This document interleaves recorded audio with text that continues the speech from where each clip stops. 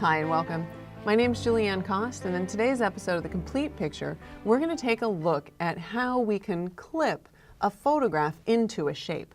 Now, that shape can be a shape that you've created with one of the shape tools, it can be a shape that you've drawn with a pen tool, or it can even be type. So we're going to take a look at 3 different ways to do this, and the reason that we're looking at more than one way is because each one of them offers kind of a different amount of flexibility. Now, the easiest way to do this would probably be to convert your background into a layer, and we can do that by just holding down the Option or the Alt key and double-clicking on the background. That actually converts the background into a layer without bringing up that dialog box to rename it, because you can always rename your layers later. Now that this is a layer, if we choose Layer and then Vector Mask and Reveal All, that will add a vector mask. I know it looks like a regular mask, like a layer mask, but this is actually a vector mask. Now, if I choose my shape tool, and in this case, I'm going to choose my custom shape tool, and we'll go up here and select a shape. Now, I have a lot of shapes loaded because I've used the little gear icon here in the flyout in order to load all of my shapes. So that's how I was able to select this snowflake shape that I have. All right, once I've got my shape selected, I need to make sure over on the left-hand side that I'm simply creating a path. If I choose shape, it will create a shape layer. I don't want a new shape layer right now because that would create a new layer and I've already got my vector mask created. All I want Photoshop to do is to create a path in this vector mask. So now when I click and drag out with my shape, and if I hold down the Shift key, it will constrain that shape. And when I let go, you can see that that vector mask is masking the photo so that it only shows up within the shape. So now we can continue on and maybe add something like a drop shadow and scoot that drop shadow out of the way a little and maybe change the size a bit. And that's really the first way that you can kind of clip or reveal a photograph within a shape. But there's another way that I want to show you now that has a little bit more flexibility. So let's go ahead and I'm going to throw away the vector mask by dragging it into the trash can and clicking OK. Now we still have this layer with the drop shadow, but what I want to do is instead of creating a path, I want to create a shape layer.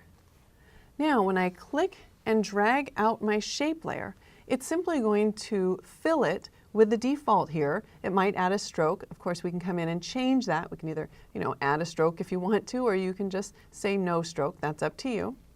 But now what I need to do is I need to clip this layer with the shape. So I can't do it as the layers are right now. What I need to do is I need to move layer 0, the photograph, above the shape layer. So now that that's repositioned in the Layers panel, then I'll choose Layer and then create clipping mask. And when I do that, you can see now that my photograph is being clipped, or it's only showing up or being displayed inside the shape.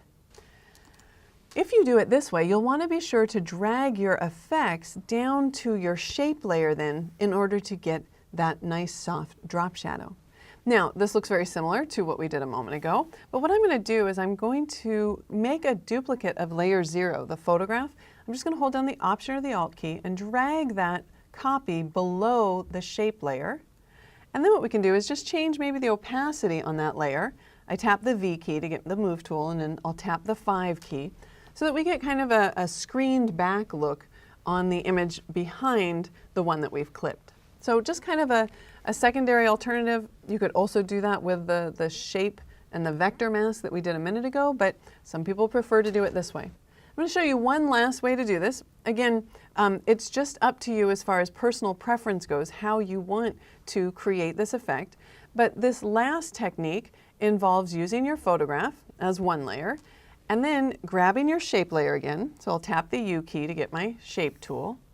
And this time I'm going to create a shape layer just like we did a moment ago. And I'll click and drag out one. And then we can click and drag out another one. So I'm making multiple shape layers here. And by making multiple shape layers, it just makes it really easy for me to move around these objects. So with each shape on its own layer, in the Layers panel, I'll select all of the shapes, use Command or Control G in order to group those, And then in Photoshop CS6, we can go ahead and move the photograph above the group and then clip it by choosing Layer and then Create Clipping Mask or Command-Shift-G. So now we've got a number of shape layers, and if we select one of these shape layers, we can then use our Move tool in order to move around that shape and reposition it and do everything independently of the other shapes. Now obviously with a vector mask you could do that same thing and have multiple shapes on a vector mask, but you might want the added flexibility of doing it this way because let's say, for example, you might want to change the opacity of some of the shape layers, or you might want to add a stroke to them, or you might want to add a different effect on one shape than you do on the other. Excellent. Well, there you have it. There's 3 different ways that you can clip a photograph to a shape in Photoshop. My name's Julieanne Koss. Thanks for watching.